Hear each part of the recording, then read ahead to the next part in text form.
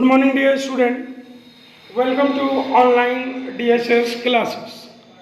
Today we will continue our topic mathematical tool, and today we will deal differential calculus. Differential calculus means we have to perform differentiation. What differentiation means? Means suppose that there is a function y is equal to fx. ये function है. This is a function. So dy by dx, this represent differentiation of y, differentiation of y with respect to x. इसका मतलब है कि y x के साथ change हो रहा है, बदल रहा है, यानी rate of change of y with respect to x, यानी वो x के बदलने के साथ किस तरह से बदल रहा है. This represent dy by dx. तो ये dy बाई dx निकालते कैसे हैं? dy बाई dx क्या होता है? Rate of change of y with respect to x. लेकिन निकालते कैसे हैं, आइए उसको देखते हैं. क्लियर है? जैसे कैसे निकालेंगे जरा देखिए. मान लीजिए सपोज दैट y कोई कांस्टेंट फंक्शन है, y is an constant, then dy by dx of constant, यानी d upon dx of constant. Constant को हम क्या लिए हैं? c. क्या होता है? 0.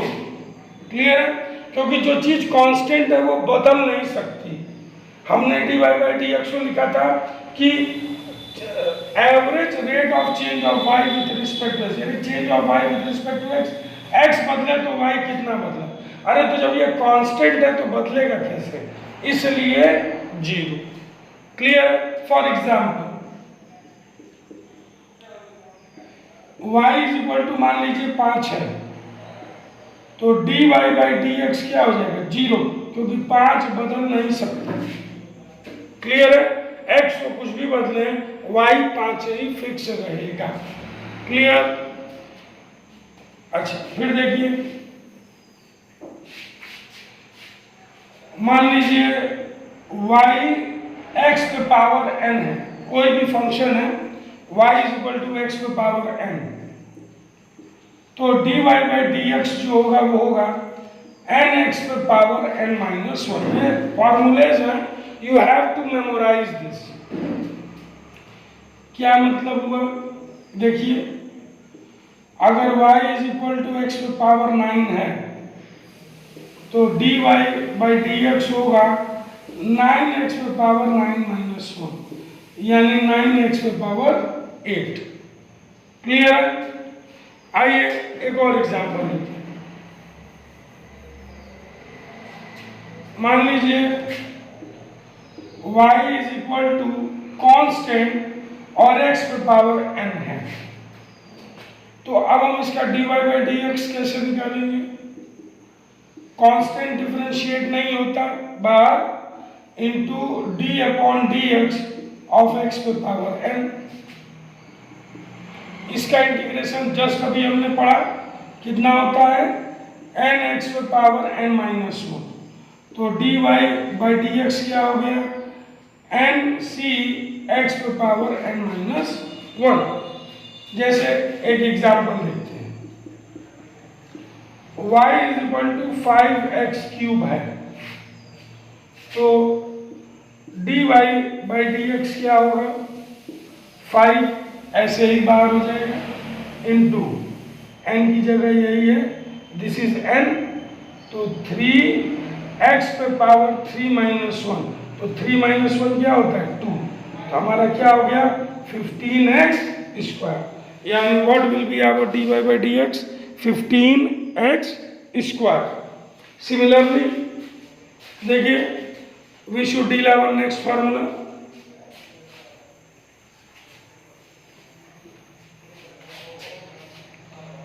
मान लीजिए y is equal to sine x है, suppose that y is equal to sine x, तो dy बाई डी एक्स क्या होगा, cos x.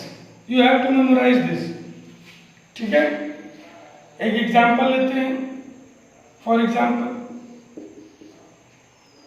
y is equal to 2 sine x, तो dy बाई डी एक्स क्या होगा, दो कांस्टेंट बाहर आ जाएगा और साइन एक्स का, this will be our required differentiation. तो अब मैं कुछ फॉर्मूलेज आपको डायरेक्ट ये सब बताता चल रहा हूँ, प्लीज उसको देखते जाइए, ठीक। देखिए, मान लीजिए आपको y is equal to log x दे दिया, तो dy बाई डी एक्स क्या होगा, 1 बाई एक्स, क्लियर है, इसका होगा 1 बाई एक्स। सिमिलरली अगर आपको y इज इक्वल टू, मान लीजिए ये सब फॉर्मूले हैं, आपको लर्न करने पड़ेंगे। मान लीजिए आपको दे दिया सिमिलरली लॉग e की जगह अगर लॉग a दे दिया आपको, ऐसे दे दे, तो अब क्या करेंगे, dy बाई डी एक्स क्या होगा, 1 बाई एक्स इंटू, अब देखिए बेस a है और यहाँ बेस e था, दोनों में यही डिफरेंस है। दिस शुड बी नोटेड कि अगर बेस चेंज होगा तो क्या करेंगे, क्लियर है, तो into log e base a, ये इसका डिफरेंशिएशन होगा। फिर देखिए, अगर मान लीजिए y is equal to e पे पावर x दे दें, तो dy बाई डी एक्स कैसे निकलता है, e पे पावर x, यही होता है। अगर मान लीजिए y is equal to a पे पावर x दे दें,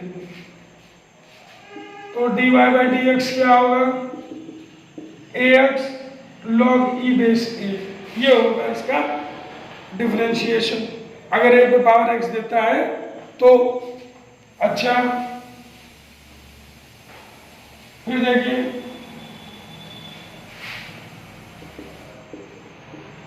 y is equal to cos x हो जाए, तो dy बाई डी एक्स क्या होगा, minus cos x, sorry minus sine x.